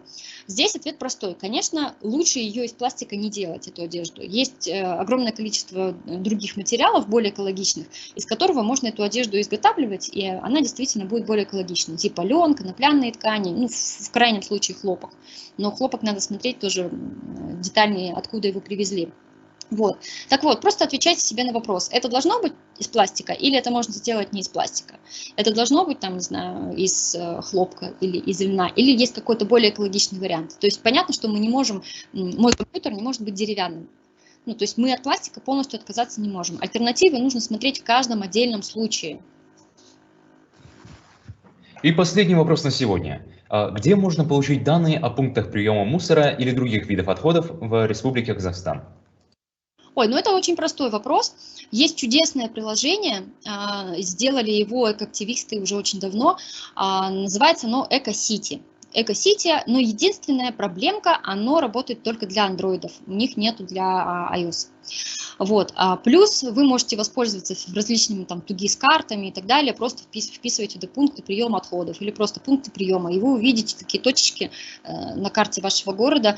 Вот Эко-Сити в этом плане гораздо удобнее, потому что там можно посмотреть и на карте, где какие пункты приема, и просто списком. Или можно, например, отсортировать. Я хочу сдать только макулатуру, или я хочу сдать только металл. Вот. Ну вот просто простым поиском в интернете, если что-то нет в Эко-Сити, ищите в интернете, там есть много информации. Уважаемая Анна, выражаем вам особую благодарность за участие в сегодняшнем мероприятии. Спасибо большое за Құрметті приглашение. достар, Семей қаласындағы физика-математика бағытындағы Назарбаев зияткерлік мектебінің видеосюжетін қабыл алыңыздар. Сәлеметсіздер ме? Біз Назарбаев зияткерлік мектебінің 11 сынып оқушыларымыз. Біз эко-стартап бойынша Эколибра тобымыз. Жалпы өздеріңіз білетіндей, біздің Семей қаласында радиоактивті заттармен ластану мәселесі өзекті болып табылады. Сондықтан біз өз жобамызды осы тақырыпта, оның ішінде шаған радиоактивті көліне арнадық. Жобаның мақсаты бұл радиоактивті су қоймасын ауылшаруашылық мақсаттарында пайдалану үшін болып тазарту болып табылады. Тақырып өзектілігі жайында мол ақпарат алу үшін біз әртүрлі мектеп мүшелерінен қысқаша сұхбат алдық. Мектеп әкімшілігі, асыл ұстаздарымыз шаған көлі туралы аңыз әңгімелер, шын өмірде болған оқиғаларды айтып берді. Олардың көпшілігі мутациялық ауытқумен байланыстырылған. Кураторлар, мектептің бұқаралық ақпарат құралдар басқармасы радиоактивтіліктің біз үшін қаншалықты зиян екенін түсіндіріп, ол туралы шешілмейтін бірнеше мәселелерді анықтап берді. Және біздің осы ахуалды қолға алғанымызға өздерінің ризашылықтарын білдірді. Оқушылар болса, шаған көл жайында детальді ақпараттарды келтіріп, өздерінің осы мәселе жайында алаңдаушылығын білдірді. Демек, радиоактивті улану мәселелерінің шешімін табу қажет. Анализ мнения әдісі бізге мәселені жан-жақты қарастыруға мол мүмкіншілік берді.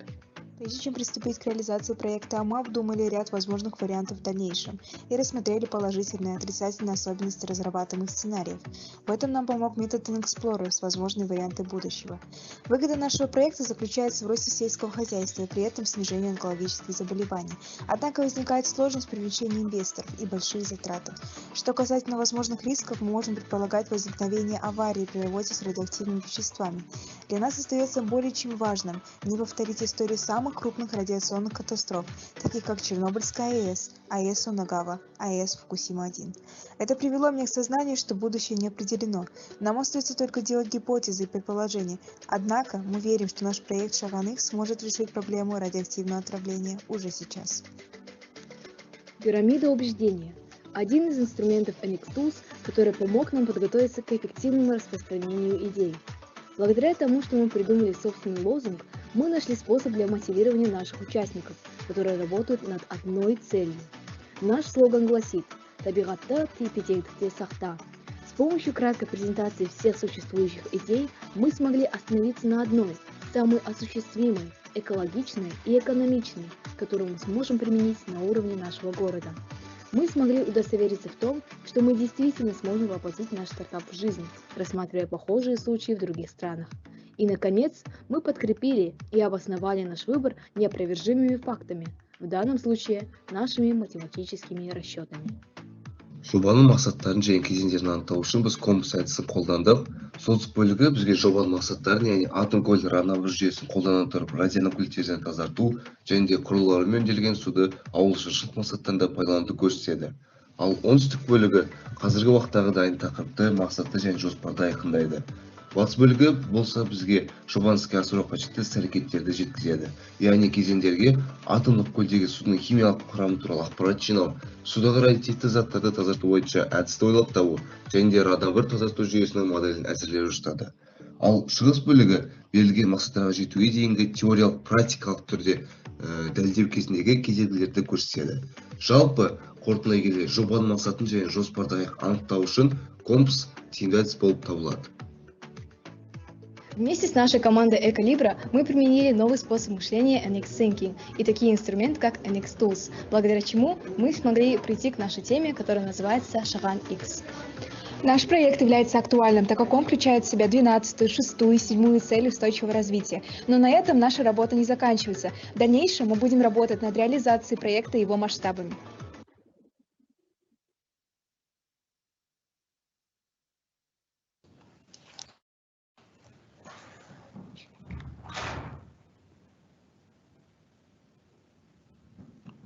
Тамаша, оқушылардың үлкен іс атқарғандары көрініп тұр. Жарайсыздар. Келесі спикеріміз Азиза Утекенова дайын отыр. Сөз кезегі өзіңізде. Құрметті тыңдармандар, ескертеміз. Спикерге сұрақтарыңыз болса, чатқа жазуларыңызға болады.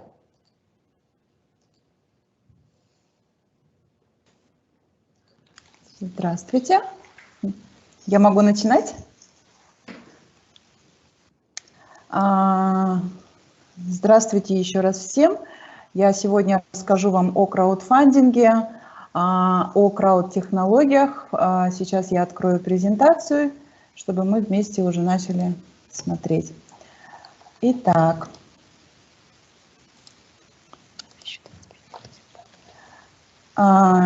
Итак, что такое краудфандинг? Сегодня вот о краудфандинге и несколько слов о крауд-технологиях.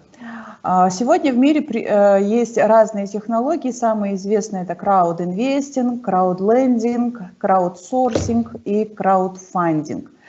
Я упор ставлю на краудфандинг. Это народное финансирование, переводится крауд – толпа, коллектив, группа людей, фандинг – финансирование. Когда группа людей финансирует ту или иную идею, задумку, социальную инициативу и так далее. У нас в Казахстане есть такая краудфандинговая платформа, которая этим занимается.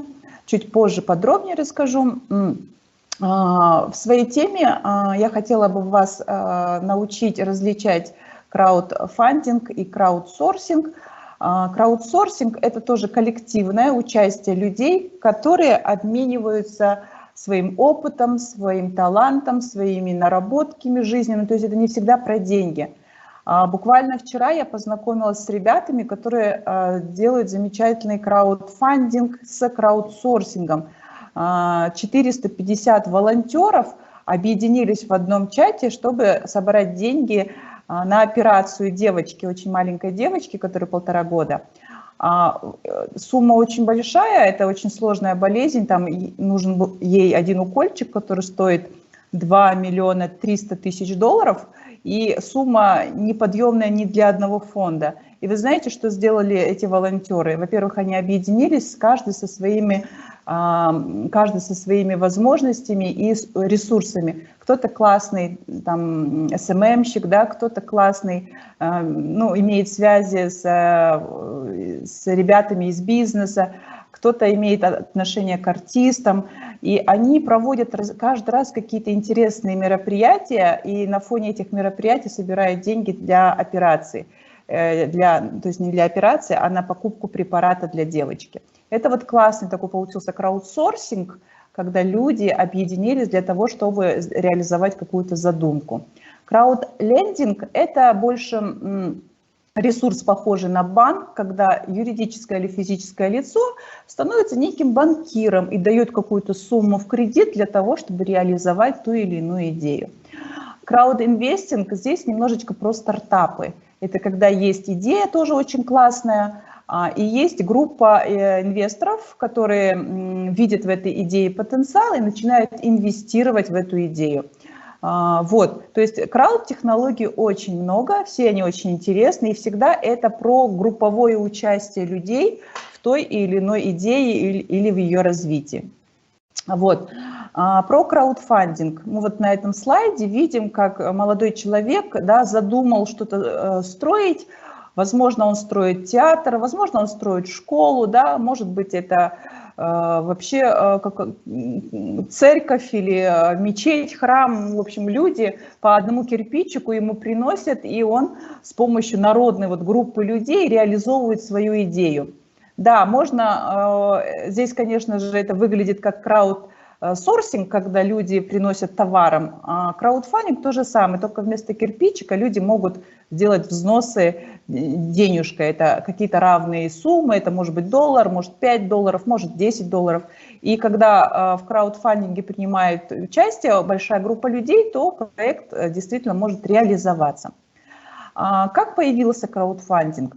Вообще очень активно он начал развиваться в Америке с помощью краудфандинга в XIX веке, когда привезли статую свободы на кораблях, да, частями. Американцы, это не правительство, не какие-то организации, самые обычные американцы объединились краудфандингом и собрали сумму, которая позволила им установить статую, что сегодня символизирует как свободу, как демократию, и потому что в этом строительстве сыграли люди, самые простые американцы, народ. Вот поэтому статуя свободы олицетворяет свободу и американцев. Но почему Америка самая первая начала развивать краудфандинг? Потому что в Америке краудфандингом начали пользоваться политики, большие политики, то есть люди, которые претендуют на престол. Это президенты, они, значит, собирают деньги у населения таким образом, чтобы оплатить свои промо-компании. Тот, значит, претендент на президентское кресло, который собрал больше всех, может, в принципе, и действительно по-настоящему-то и претендовать. Вот. Но я как бы покопалась в истории и нашла, что в XII веке по XIV век, 2 века подряд, священники собирали деньги на строительство собора Парижской Богоматери. 2 века священники занимались краудфандингом. То есть краудфандинг – это достаточно древнее явление, как вы видите, то есть это не только 19 век, вот уже 12, и мы идем еще дальше, то есть еще есть в VI-VII веке первые следы краудфандинга, это кочевники, называли эту историю как асар, когда, значит, кочевники начали перемещаться из Ирана в сторону Византии, современной Турции, они останавливались, они строили юрты, разбирали, собирали, и каждый раз, когда они вот так вот собирали юрту, нужно было какое-то количество людей, которые могут в этом принять участие. Они объявляли краудфандинг, на краудфандинг собирались, значит, люди самые ближайшие, это родственники, это друзья, это соседи, и они вместе, потому что юрту один человек никогда не соберет. И в связи с этим нужно было кого-то пригласить. И когда коллективно соединяли юрту, в конце каждый участник асара мог получить приз, как сегодня мы говорим benefits, бенефиты, да, то есть в древнем краудфандинге бенефиты были как свежий там порезанный баран, из которого приготовили шикарное блюдо. Это может домбрист, который поет, акын, который поет или исполняет какие-то стихи, песни, кюи и так далее. То есть люди, когда шли на асар, они как будто бы шли в музей, да, в театр, и получали удовольствие, потому что раньше в те времена были сплошные войны, сплошные битвы, сплошные междоусобицы, и чтобы хоть как-то порадоваться за то, что ты вообще живешь, люди с удовольствием шли на краудфандинг, потому что краудфандинг — это были подарки вот такие, это вкусная еда, это музыка, это чтение стихов патриотических, это все вселяло настроение, дух и так далее. Поэтому первый след краудфандинга замечен в 6-7 веках, когда кочевники агузы начали перемещаться в сторону Европы. Завоевывая Европу, они двинулись в этот долгий путь и устраивали краудфандинг, устраивали традицию асар, которая сейчас есть еще, знаете, она присутствует в южных регионах, когда люди строят дом, они объявляют асар, приезжают родственники и бесплатно участвуют, ну, то есть бесплатно строят там дом, поднимают фундамент, и в конце всех, значит, ждет какой-то вкусный подарок. Почему вот бывший президент Барак Обама стал президентом? Никто не верил, да, в это. Как так? Ну, чернокожий человек может управлять Америкой. Все потому, что он собрал рекордную сумму на своем политическом краудфандинге. 750 миллионов долларов он собрал, и таким образом он стал одним из самых лидирующих среди других представителей и претендовал на пост. Вот, поэтому краудфандинг достаточно мощный инструмент, и когда он очень хорошо использовался на политической арене, он спустился уже к людям. И люди, ну, то есть для себя ответили на самый важный вопрос, зачем нам нужен краудфандинг, а затем, что если даже президенты ими пользуются, на своем маленьком уровне не можем пользоваться. И таким образом появилось очень много платформ в Америке. Сейчас насчитывается около 1000 платформ. Самые известные — это Kickstarter, Indiegogo, Rocket Hub. Активность началась в 2008-2009 годах.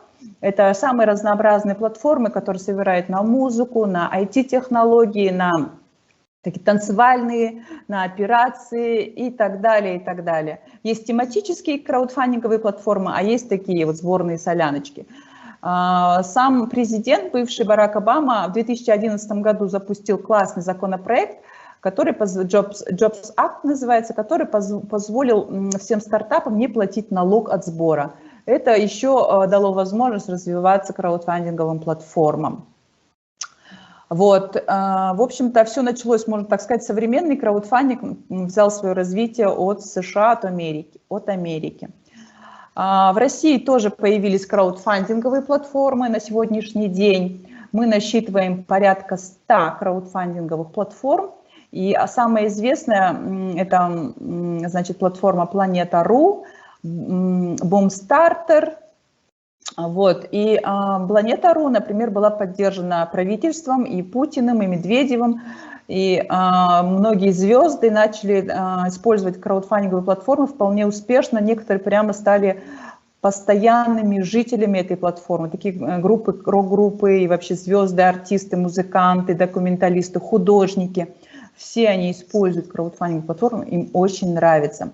Вот группа Алиса, Виктор Шендерович, да, Евгений Гришковец. Они просто жильцы краудфандинговых платформ.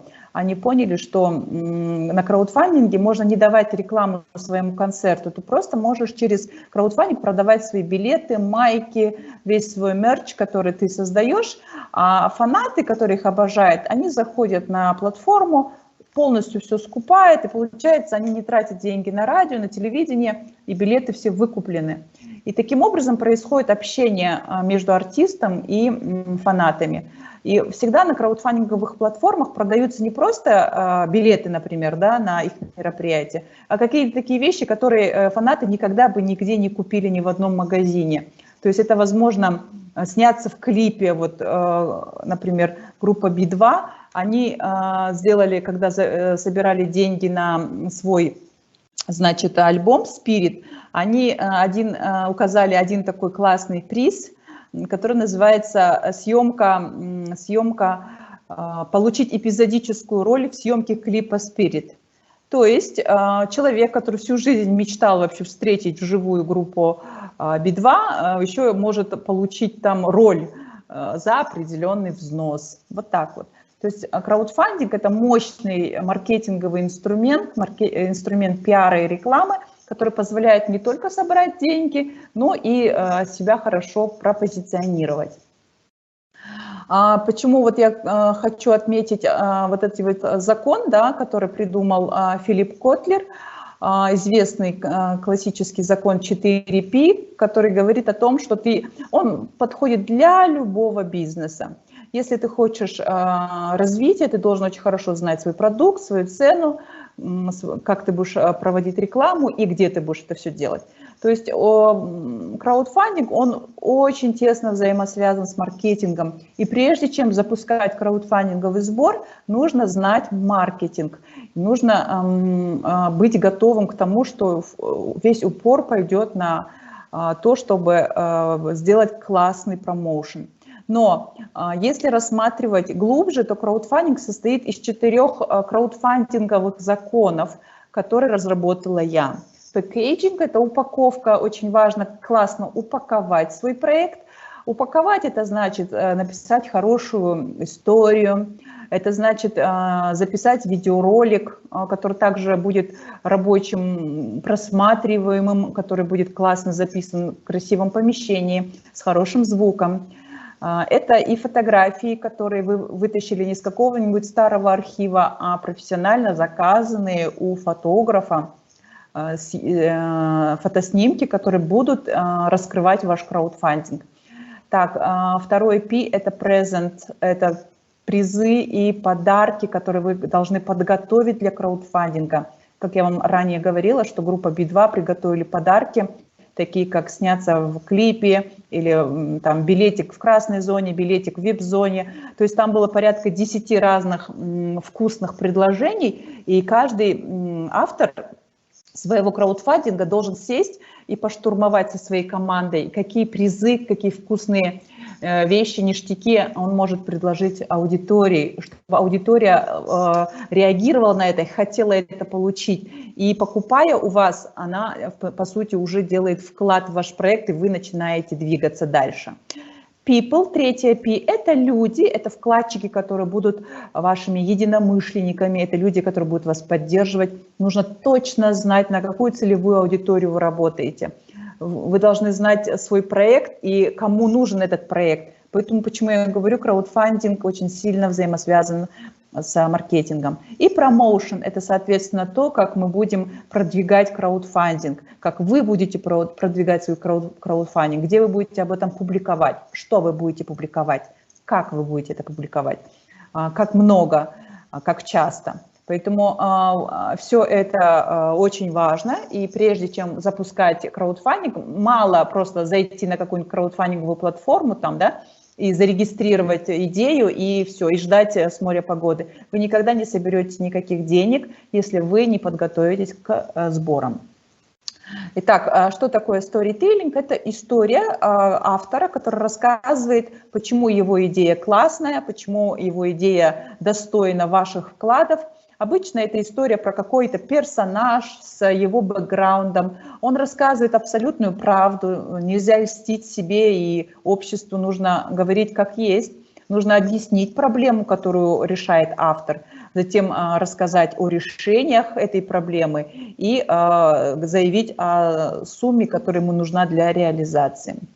Вот есть две классные истории. Например, парень Эрик Меджиковский из Ванкувера рассказал свою историю и собрал вместо 100 тысяч долларов, собрал 10 миллионов долларов.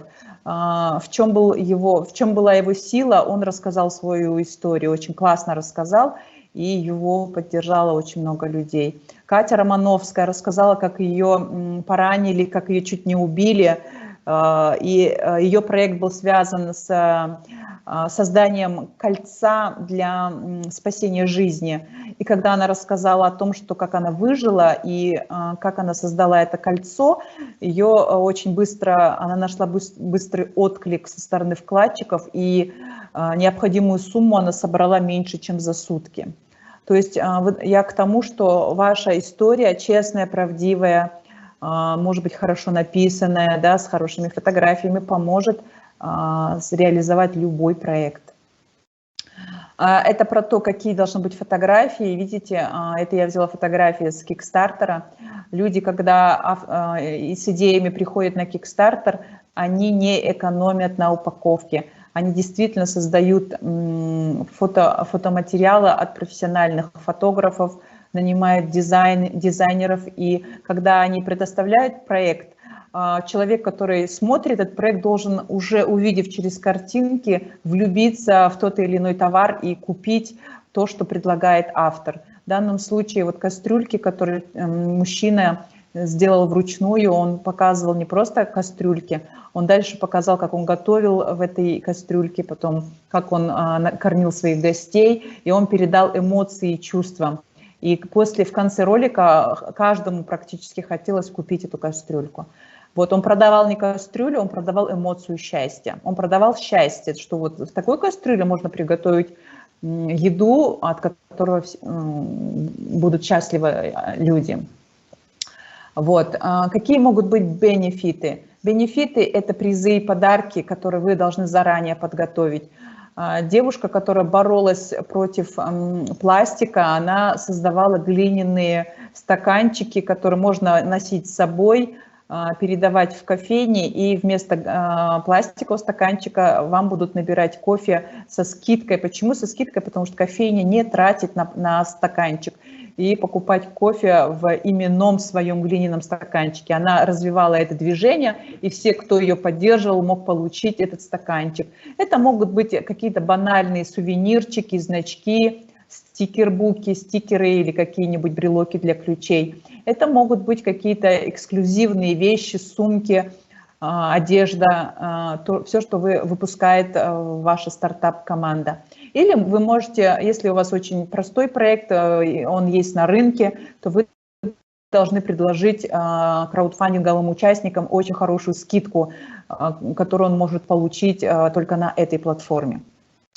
Кто может быть вашим вкладчиком? Есть 4 круга людей, которые могут принять участие в вашем краудфандинге. Самый маленький круг – это вы и ваша команда. Если в вашей команде 10 человек, то первыми вкладчиками в ваш проект должны быть вы сами. Вы должны сами вложиться в свой проект. Следующий кружочек – это лояльная аудитория. Лояльная аудитория – это та аудитория, которая вас любит. Это друзья, фанаты, читатели, это родственники. Они всегда к вам лояльны. Следовательно, какой бы у вас проект ни был, так как они вас любят, они просто легко и безболезненно могут вас поддержать. Следующая аудитория – это целевая аудитория. Кто может купить ваш проект? Те же самые стаканчики глиняные, именные, да? Те люди, которые борются против пластика, те люди, которые разделяют мусор. Скорее всего, эти люди, они любят такие начинания, и они станут вашими вкладчиками в ваш проект. И таких людей надо искать. И последний круг – это спонсоры. Это те компании, которые не были заинтересованы в вашем проекте, но когда вы им рассказываете смысловую нагрузку, они вдруг могут стать вашими основными спонсорами и могут вас поддержать. Например, могу сказать, что если табачная организация, да, выпиливает леса для того, чтобы выпускать сигареты, а вы волонтеры, которые хотите высаживать леса, и вам нужны деньги на покупку молодых деревьев, то вы можете обратиться, скажем, в табачную компанию, которая разрушает леса, да, с просьбой поддержать их на восстановление леса. И таким образом их вы можете превратить в своих спонсоров. Вот так вот. Так, ну вот немножечко опять, это вы и ваша команда, вы должны поддержать сами свой краудфандинг. Это ваши родственники, друзья, любимые люди, да, ваши. Это целевая аудитория, то есть если вы делаете продукт для спортсменов, вы работаете на спорт-аудиторию. И спонсоры – это 4-я аудитория, которая может вас поддержать. Итак, 4-я P – это промоушен. Как нужно рассказывать про свой проект. А вот так, во-первых, это нужно делать часто. Во-вторых, использовать все соцсети, которые только есть. У вас должен быть ежедневный постинг, вы должны каждый день писать пост. И это должны быть не просто посты, это должны быть публикации, которые ведут к монетизации. То есть ваши посты обязательно должны иметь много лайков, много репостов. А если есть лайк, есть репост, значит есть комментарий. А если есть комментарий, скорее всего, будут и перечисления в ваш проект. Поэтому создавайте работающие публикации, делайте ваш проект промоушен интересным, чтобы людям захотелось принимать участие в вашем проекте. Вот, вы можете написать, взять белый лист бумаги и выписать всех друзей, людей, которых вы только знаете, и каждому лично позвонить или написать в WhatsApp сообщение, и с каждым проговорить свою идею. Будьте уверены, что ваш труд не будет выброшен зря, потому что обязательно пойдет отклик, и у вас будет большая армия поклонников. Потому что люди любят, когда окружение делают хорошие проекты. И если ваш проект хороший, то вы обязательно найдете отклик. На нашей платформе, которая существует в Казахстане, а у нас в Казахстане вот есть такая работающая платформа StartTime KZ, мы на сегодняшний день опубликовали более 150 проектов, даже больше 200, просто около 150 нашли отклик со стороны общества, они были профинансированы, и на сегодняшний день за свою короткую жизненную деятельность мы смогли собрать более 70 миллионов тенге на разные проекты. Мы спасали змей казахстанских, мы работаем с восстановлением Туранского тигра, 3 раза был поддержан театр «Артишок», были проекты по Арысю, был проект по спасению рыбы в Атырау, студентам, юным талантам, собирали деньги на авиабилеты для поступления в университеты и так далее, и так далее. Поэтому проект краудфандинга – это проект для того, чтобы попробовать себя на вкус, да, чтобы люди сказали вам в лицо, если они вас поддерживают деньгами, значит, вы нужны рынку. Если вы не находите отклик, значит, вам нужно думать над своей идеей или над своим маркетингом. Вот как-то так. Готова, моя презентация завершена, готова слушать вопросы, если они есть. Спасибо большое. Думаю, нашим ученикам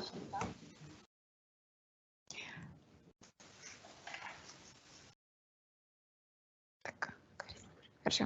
Спасибо большое. Думаю, нашим ученикам было полезно послушать о понятии краудфандинга. Нас особенно затронула история со сбором средств для болеющих детей. Думаю, команды смогут применить все знания для завершения своих проектов. Так, у нас тут первый вопрос. Какие наставления вы могли бы дать нашим командам? Первое наставление. Задайте себе вопрос, да, ту проблему, которую вы решаете, является ли она по-настоящему проблемой. То есть иногда мы говорим, что вот какая-то вот есть такая серьезная проблема, мы на нее собираем деньги, и потом, когда мы разбираем эту проблему, мы начинаем понимать, что проблема и не стоит выеденного яйца. Поэтому мое наставление: прежде чем запускать какую-то мысль, очень хорошо разберитесь, посмотрите статистики, посмотрите, насколько эта проблема очень важная, чтобы подключить общество, подключить компании, которые могут взаимодействовать с вами. А только потом уже можно развивать проект. Первое наставление такое.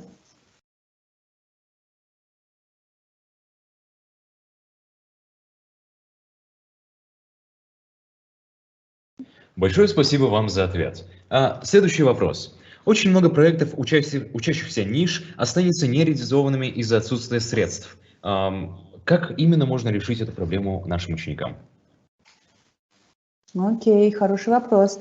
Знаете, да, на самом деле не нужно платить за краудфандинговую платформу, чтобы заявить о себе. Нужны средства на промоушен. И поэтому в нашей школе, краудфандинговой школе, мы говорим, как это сделать без найма профессиональных рекламщиков, без обращения в агентство, которое будет заниматься пиаром. Вы можете это все сделать сами. Вы можете научиться вести SMM, вы можете писать публикации, Учитесь, пробуйте это. Возможно, люди вообще из разных ремесел вдруг становятся классными СММщиками.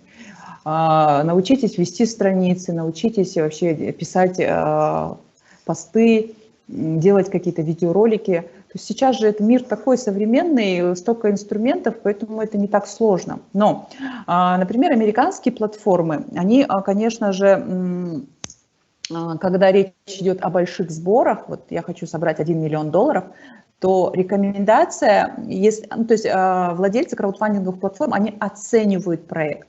Если проект действительно может собрать $1 миллион и у них есть все на то амбиции, они, конечно, подключают рекламное агентство, и рекламное агентство берет определенную сумму за пиар. Порядка 100 тысяч-200 тысяч долларов нужно будет отдать за промоушен, чтобы собрать $1 миллион. То есть они подключают блогеров, они, во-первых, делают съемку, создают видеоролик, создают классные истории, вот эти все публикации, постинг и так далее, и так далее. В Казахстане речь идет о более малых суммах, и поэтому эти суммы можно собрать со своими усилиями. Опять же, используя такую технологию, как краудсорсинг. Скорее всего, в вашем окружении есть ребята, которые умеют классно снимать ролик. В вашем окружении есть ребята, которые умеют классно писать публикации. В вашем окружении есть классные ребята, которые знают каких-то людей, с которыми можно там попробовать поискать финансирование. То есть нужно объединять усилия, и тогда это можно сделать бесплатно. Не платить деньги кому-то за услуги. Попробуйте это делать сами. То есть на сегодняшний день StartTime рекомендует так, и вот эти деньги, которые мы собрали на нашей платформе, они были абсолютно без подключения рекламных вот этих вот агентств, пиар-агентств, и это все было на собственных вот таких инициативах. Люди использовали свои каналы Facebook, Instagram, писали публикации, и у них получалось собрать деньги. Поэтому я не думаю, что это прям сегодня такая проблема. Вопрос из чата. Какие платформы лучше всего использовать для пакетинг проекта и его рекламы? Вы знаете, вы можете использовать проект, краудфандинговый ресурс, любой, который вам нравится. Я не могу здесь рекомендовать. Главное, чтобы он вам нравился, вы смогли с ним, знаете, договориться о том, как вам выгоднее всего. Если вы находитесь за границей в Америке, да, там используйте американскую платформу, потому что, например, наши казахстанские ребята не могут здесь использовать краудфандинг в Америке, потому что нужно физически находиться там. Регистрацию нужно из Америки. Поэтому в Казахстане просто не так много платформ, чтобы мне вам сейчас дать рекомендацию. Но я думаю, что просто вы можете выбрать ту, которая вам удобнее всего подходит, либо регионально, либо по вашим каким-то определенным запросам.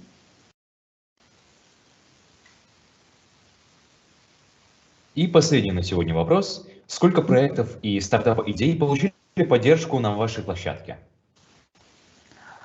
Ну, я вот уже об этом сказала. Около 150 проектов получили поддержку финансовую, и более 70 миллионов тенге было для них собрано. StartTime здесь не сыграл главной роли, мы просто их всех приняли, всех обучили, подсказали, как надо. Всю остальную работу ребята сделали сами. Поэтому проекты, которые у нас профинансировались, они не были финансированы каким-то определенным человеком или компанией. Здесь было участие фанатов, тех людей, которые были влюблены в эту идею, были влюблены в этих людей, были влюблены в реализаторов, да, этих задумок. Поэтому здесь очень важно, когда вы запускаете свой проект, обзаведитесь большой армией поклонников. Если у вас такая армия есть, то это вообще не будет никаких сложностей собрать вам деньги.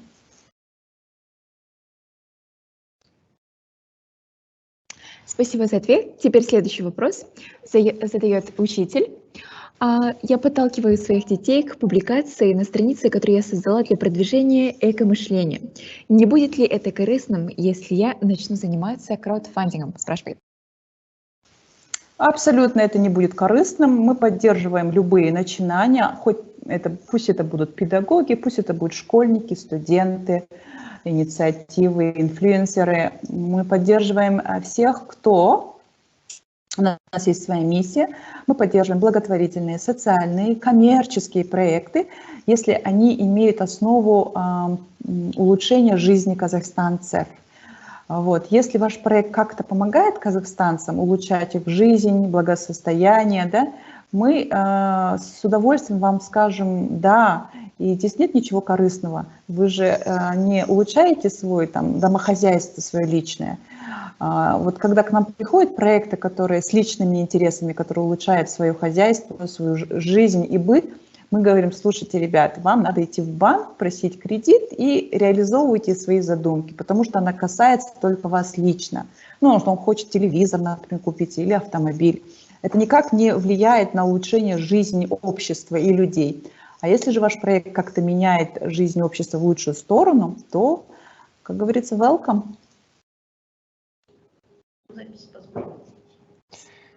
Итак, у нас появился еще один вопрос.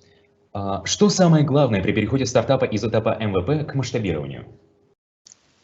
Очень важно здесь все-таки найти себе команду акселерационную. Да? Я бы порекомендовала бы обратиться в Мост-инкубатор. Они очень хорошо акселерируют стартапов.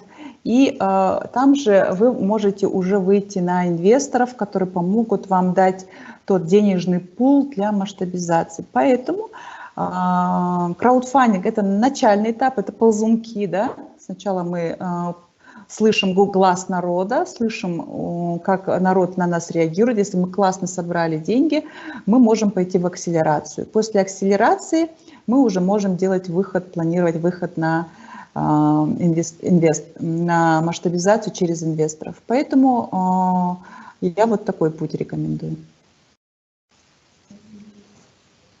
И последний вопрос на сегодня.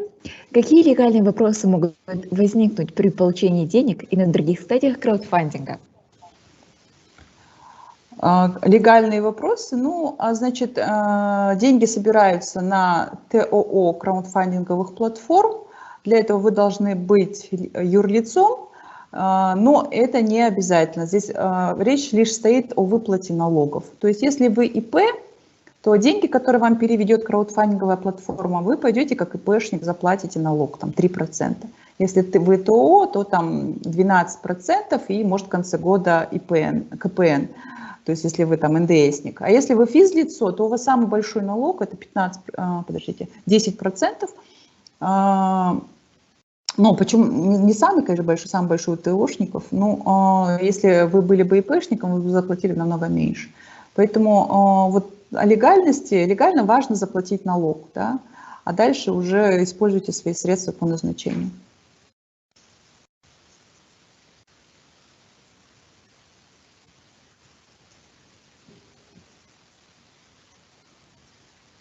Есть еще вопрос? Азиза ханым, сапалы ақпаратыңыз үшін алғысымыз шексіз.